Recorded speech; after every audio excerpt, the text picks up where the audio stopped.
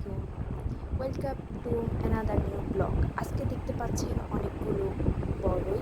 So finally আমি এগুলা দিয়ে আচার করব, বাট আমি করব না, মানে আমি হেল্পার, আমার দাদুই করবে। সো কীভাবে আচারগুলো তৈরি করি সেটা তোমাদেরকে দেখাই। ফার্স্টে আমি বড়গুলোকে ভালো করে ধুয়ে নিয়েছি, আর এখানে 1 কেজির মতো বড় আছে। এগুলোকে চেপে চেপে কয়েকটা নরম করে দিব। আর বড়ইগুলো আমি 2 দিন শুকাই নিছি। সো এগুলো ভালো করে ধুয়ে নিয়ে সরিষার তেল দিছি এবং ফোড়ন দিয়ে কাঁচা শুকনো মরিচ দিয়ে কিছুক্ষণ নাড়বো। এরপরে দিব তেজপাতা আর দারুচিনি।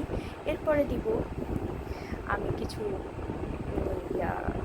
আপনার মশলা গুঁড়া করে নিয়েছি, এগুলো দিচ্ছি। এগুলো দেওয়ার পরে তার হবে না, আরও কিছু করো, দাদু আবার আরও কিছু দিছে বাটি। তো এগুলো করতে করতে অনেকক্ষণ নাড়ছি, নাড়তে দাদু বলতেছে এখানে সরষের তেল কম, আর সরষের তেল দিছে। এরকম নাড়তে তো ফাইনালি আমাদের রেডি। ফাইনালি আমাদের বড় আচার কমপ্লিট।